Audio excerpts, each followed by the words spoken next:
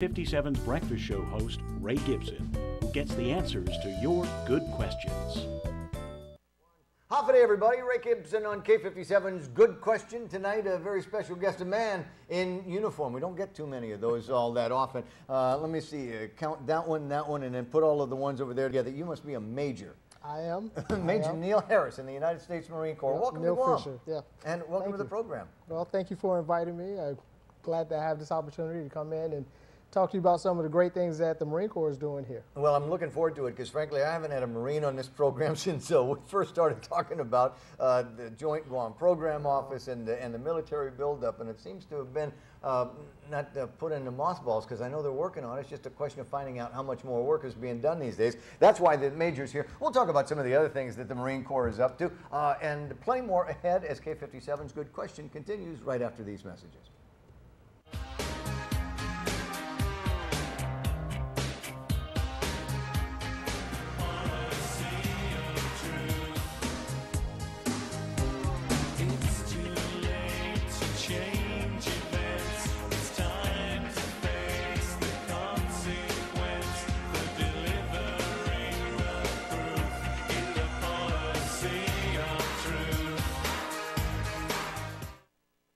Welcome back. It's K57's Good Question. So the words coming out of my mouth might not match the words that are at the bottom of the screen. It is Major Neal Fisher, yes, sir, who is with us. The guy Neal Harris is not a major in the Marine Corps. He's actually the bass player for the rock group Boston. Look it up; it's true. At any rate, so let me again welcome to Guam. How long? Thank you. This is kind of a belated interview. How long you been in town? We arrived January 28th, and we've just been getting ourselves acclimated to being here. I've been learning the lay of the land.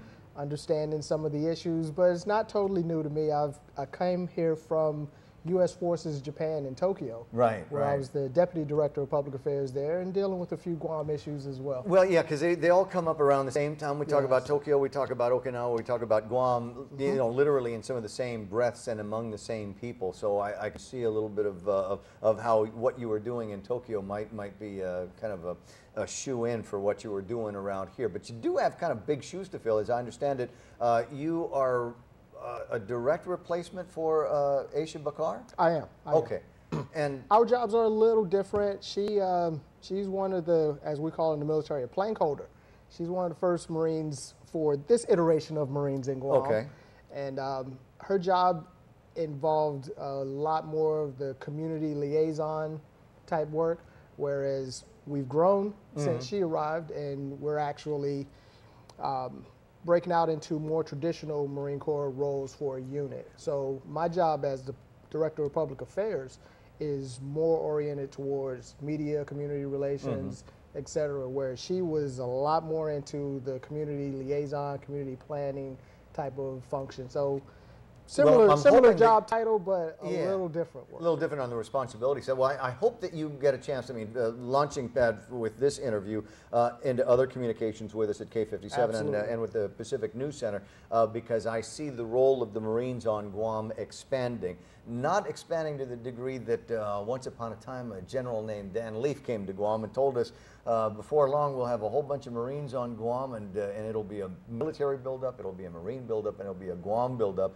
And since then, so many of the components of that have morphed. So it's difficult, even for somebody that, like myself, I like to think I'm paying decent attention to this, but frankly, I've lost the string on a lot of these build-up issues. So let's go and talk a little bit about that. With what you are doing here in public affairs, how is that leading up to, or what do you do that's associated with the build-up? Well, one of the first questions I've heard repeatedly since being here is, are the Marines really coming? Well, they're here. we're here. We're not in huge numbers yet, but we're here. I like to say the reason I'm here is because of that. You know, I'm on 3-year orders here, and I may be here even longer than that. And the Marine Corps wouldn't have sent me here if there wasn't a committed desire to bring Marines in larger numbers here to Guam. The Marine Corps Activity Guam, formerly known as MAR-4PAC, or Marine Forces Pacific Forward, is here to essentially serve as a liaison. We build relations in the community so that once we are full-on Marine Corps here, we're not doing things from scratch.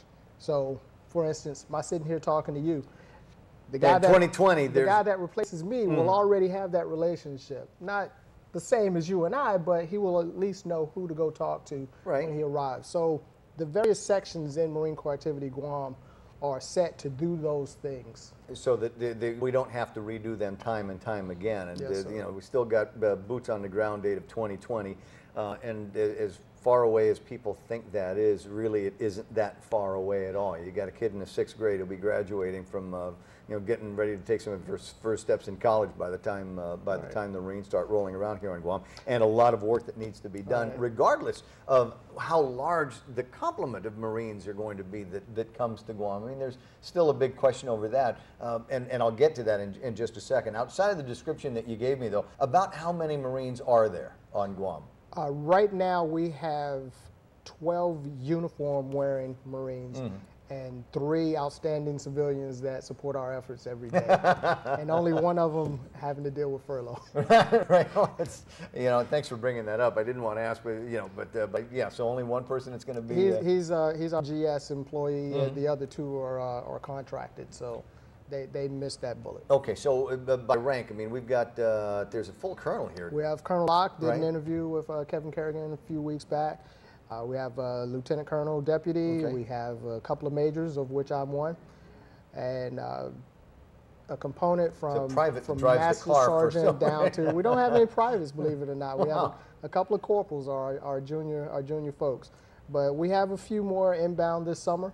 So by the end of the summer, I think our uniform service members numbers should grow up to about 15, 16. Okay. And continuing on, we have a unique relationship where we're allowed to, as the need exists, to flip the switch on that next Marine that can come in and do a particular job. But there are other forays into the community that will be happening on a regular basis. I mean, you just had this huge, you know, Island Shield, Guam Shield, exactly. Shield that took place recently, and I imagine for something like that, you were able to flip the switch and say, okay, we need bigger headquarters components for the time being.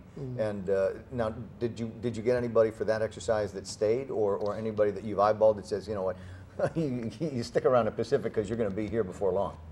What resulted from Guam Shield being here was a little better insight on our part at Marine Corps Activity Guam on what was needed. For instance, we don't have a supply non-commissioned officer, and we determined that as we're receiving more equipment, more gear that will stay here, we're needing someone who's trained to manage that stuff. So that's a switch that we'll flip here shortly, and we'll get in someone who knows how to do that stuff in the Marine Corps. Yeah, eventually. There's so many other parts of the buildup that we need to talk about, and a lot of it, unfortunately, or fortunately, whichever side you're on, is regulatory. Because I'm one of those guys that say, what do we need? Do we have a need? Can we fill this? How quickly can we fill this? And the answer is apparently it takes 4 or 5 years at a time, because we've got to go through the NEPA process, and there's town halls and records of decisions and all of this other stuff that has to take place prior to all of that. So about where are we in the regulatory part of the buildup?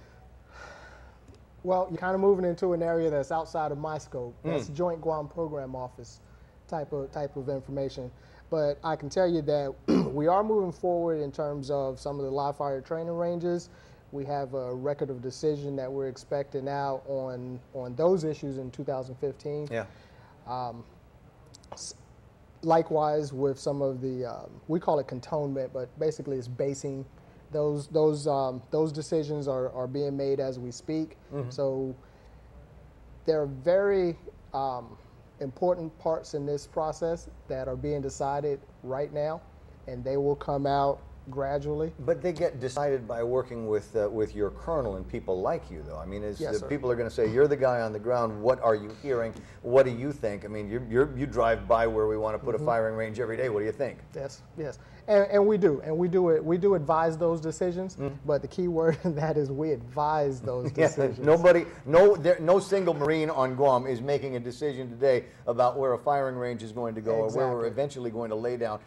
What's the number going to end up being? 4,000 Marines and their dependents? About 5,000 total, and you know, even that number will vary depending on who's here at the time. I'm not sure how familiar you are with the unit deployment program, which is basically a rotational type of setup. Is that common though in Corps? That's absolutely common. Every Marine, I've done them, you know, in Okinawa, where my original job in the Marine Corps is artillery. And I had a battery of Marines. Yeah. I had a battery of Marines. I took over to Okinawa for 6 months, and we did our training there. Went up to Camp Fuji on mainland Japan, shot for a little while, went back to Okinawa, and then took those guys back home to California. And that's the type of training that you'll see here in Guam. Not the artillery part, but the rotational units. And that, in conjunction with the Marines who will be permanently stationed here, guys like me and their families, will make up the numbers that you keep seeing in the news. Okay, and so when they get to Guam, if they're not doing artillery training, what kind of training would they be involved in? Any number of things that support Marine Corps missions around the world. So that's a vast description. That's a huge array of training, from individual gas mask type stuff, marksmanship training.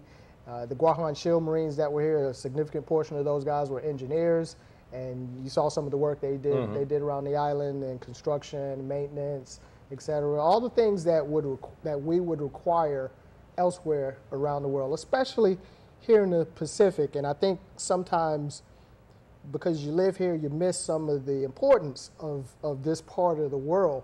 And, you know, I'm an East Coast guy. Yeah. And we have opportunities to do the same things that's happening here in Guam there on the East Coast before we go into the Mediterranean or that part of the world. Here in the Pacific, that doesn't really exist. You know, it exists in some parts in Hawaii, very, very, very limited. That's a specific kind of Marine work that you're talking about, though, and it's something that, you know, I had my friend, and I'm sure that you've had the opportunity to spend a lot of time with Mark Calvo, works over at the governor's office, as kind of a liaison there, and is the only guy that can translate militaryese into English for the governor, so he's critical to the process. But Mark and I got to talking one time on a television program about the need for the Marines to get back into being an amphibious assault machine. It's what you were really good at during the Second World War, and what, you know, if things get dicey around here, it's one of the things that we're going to have to be really good at again, is to get Marines off of Navy ships onto the beach. Right. I'll tell you, Ray, it's sad, and I'm probably dating myself, but I've spent time on ship, and I've met quite a few Marines who have never stepped foot on a ship, and that's unfortunate. Oh no! That's unfortunate. All Marines have to serve. All Navy guys have to put up with Marines. It's a law. I think it's a federal law. In fact. You're watching K57's Good Question. Major Neal Fisher with us tonight on the program. Plenty more questions on the other side of these. Be right back. Fox 6 takes. Download this. K57's Good Question. I got a Marine in the studio.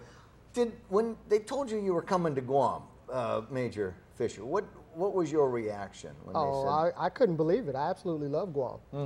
You know, as I said, we came here from headquarters U.S. Forces Japan in Tokyo. And it gets cold there.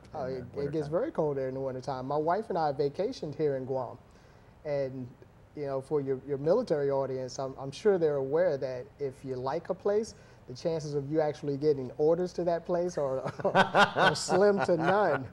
You know, and we really loved Guam. And we vacationed here twice, actually, before we got orders. So I asked to come to Guam kind of on a lark. I had no idea they would actually give me orders here. Awesome. And sure enough, they did. And, you know, I'm towards the end of my career here, so I was I'm looking say, at this being my last tour. Yeah, so we sunset here on Guam and just stick around until forever. My wife thinks possibly different, but you know, she loves Guam like I do. Well, you know, I heard East Coast and I heard Chicago in a conversation, and having spent a little bit of time in Chicago, I've got to say there's a lot to miss there. But between United flies directly into Chicago. I mean, that's a hometown airline. You know that, and I think Delta has a couple of spots at the airport as well. So you know, it's only an airplane ride or two away from here. Where exactly are the Marines?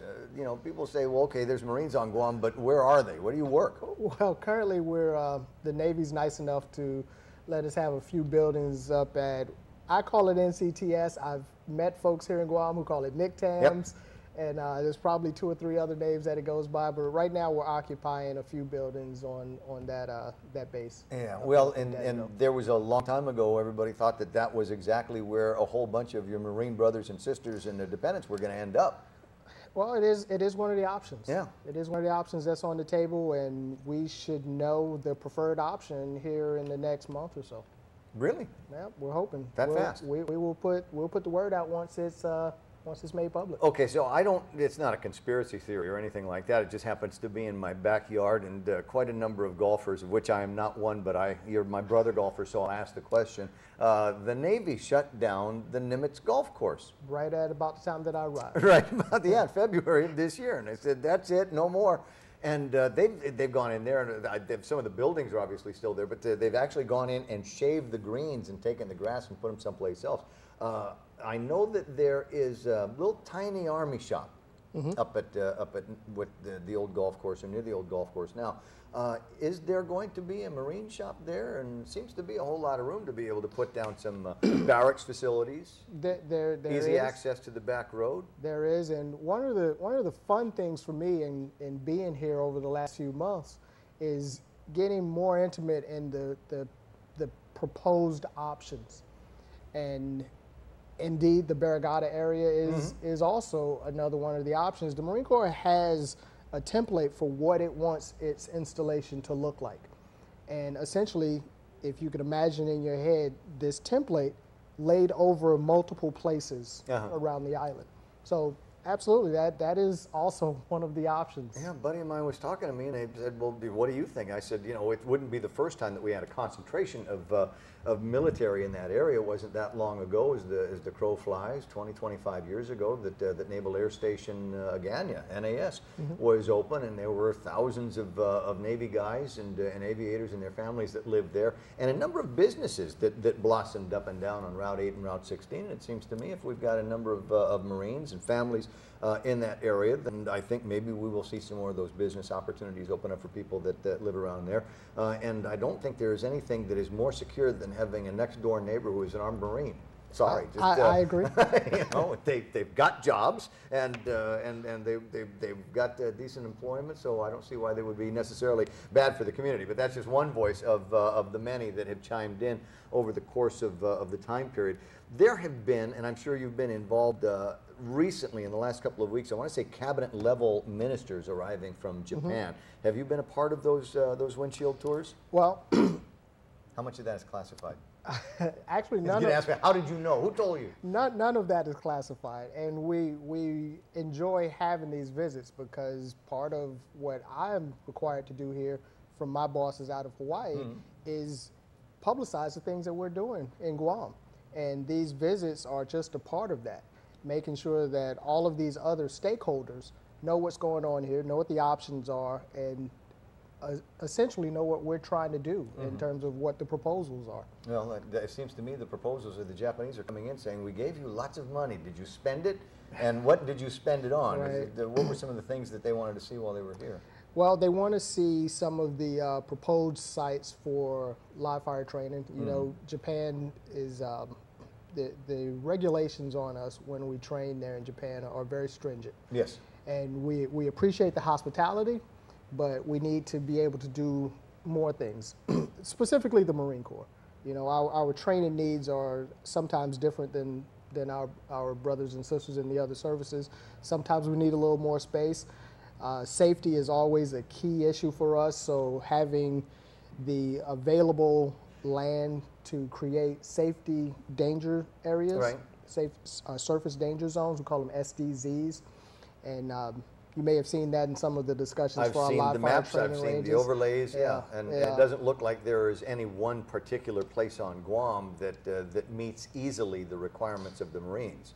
Easily is the key word here. I mean, there are a lot of places that meet it, but easily becomes an issue, and we don't want accidents. You know, we try our best to avoid, so wherever possible, we want to make sure that we're not inconveniencing too many folks, and we're most certainly not putting anyone in danger. Yeah, well, then there's the economical and easy access to training. There are things that can be done here with small arms, light arms, Right. and then you get into some of the things that Marines really like to play with, and it doesn't look like you're going to be able to do any of that work here as much as you might be able to do more up in Tinian. In CNMI, right? Yeah. And most recently we had our scoping meetings, which I know Guam is very familiar with, in Saipan and Tinian, and those folks got an opportunity to see some of the proposals for Tinian and Pagan training areas. Now, with regard to Tinian specifically, I mean, there's you've got control over a certain amount of the land up in Tinian by virtue of a long-standing lease with the community, right? Yes, sir. Okay, so I mean, there's no distinction between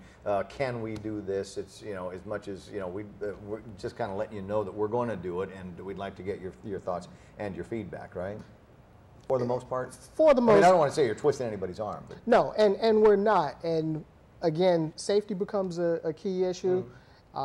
Making sure that not only are we good stewards, but we're also good neighbors. And part of that is talking with the folks that are going to be most affected and making sure that they're having an opportunity to say, if you shifted your surface danger zone a little bit this way, then I could still feed my cattle in this area. Things like that. Right. And it's my recollection that there have been more than one elected political official up in Tinian that has, with more than open arms, welcomed the Marines and welcomed any military activity up in Tinian, primarily because of one of the things that we have been looking for all these years is the economic shot in the arm that the Marines are going to be able to bring to a community, whether it's by way of construction or whether it's just Marines in a bar having a cold beer. Well, with every unit that comes to train, there's going to be wallets in the back pockets of those Marines. As I said, they all have jobs. They all have jobs. All of them are working people. Not one of the Marines is going to be coming in and trying to get on the dole, and that's the good thing about this. The Senate has been a problem with regard to the buildup, I think. I mean, obviously they've got to cover their nut, but it seems to me that they have been very difficult with regard to the military buildup here on Guam and the actual spend of several $1 billion that we thought were going to be headed towards the Pacific. Do you feel that there's been a change in attitude? Has the Corps met with the requirements of that Senate subcommittee? I believe that the Department of Defense has. The Marine Corps has been identified as the executive agent for the live fire training ranges in the CNMI. Obviously, we have a little different situation with what happens here in Guam in regards to the SES, SEIS. You're familiar with all of that. Whether or not a significant change has occurred, I don't know. But I will tell you that the requests for information have been answered as much as possible. One of the takeaway statements that we hear with these visitors that you mentioned is as they're leaving to get on the plane, they say, you scratched my itch. Okay. So we read that as a good thing. All right, and that's a positive from there. Then the only other thing that we got to work on, and it is no longer tied to the military buildup on Guam. Thankfully, they did that February before last. Is delinking the Futenma relocation facility, because for many years predecessors over at JIGPO in the form of General Bice had said no, those things are connected and they cannot be unsundered, but they were, thankfully, and that means that we get to move a little bit faster on trying to get the Marines out here to Guam for the military buildup, more and more of his brothers and sisters. We'll talk a little bit about the history of the Corps and some of the places that you've been, perhaps on the other side of these messages, so stay right there. Power 98 is streaming on... Welcome back to K57's Good Question. If you're just tuning in, where you been? We're almost done. A couple of minutes left with Major Fisher here as we talk about the Marines on Guam. And you're not the very first Marine on Guam. And let me go back and talk to you about how it felt to come to Guam, because my understanding is that many of the young, not so young Marines look at Guam as kind of sacred, hallowed grounds, because of the number of Marines that have fought and died here. Exactly. We look at it as an honor. There are not a lot of places that are considered, U.S. soil that's still away from the continental U.S. with such a rich history and such a distinct tie to things that the Marine Corps has done. One of my favorite paintings is a battle in Belleau Wood, that's in France. Yeah. Yeah. You know, it's not in the U.S. You know, and then we move to the Pacific and we talk about the island hopping campaign.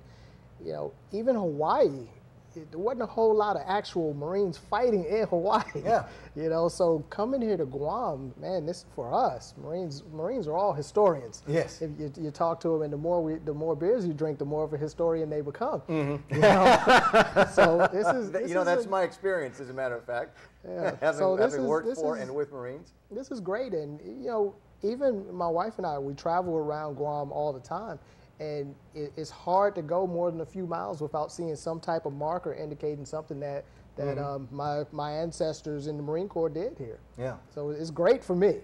There has been a long link between the Marines and Guam. I'm fortunate enough to have from a Marine that came to Guam in 1899 with a bunch of other guys that were among the first, and I think that to this day he would probably wonder why it was that the Marines ever left Guam in the first place to go someplace else.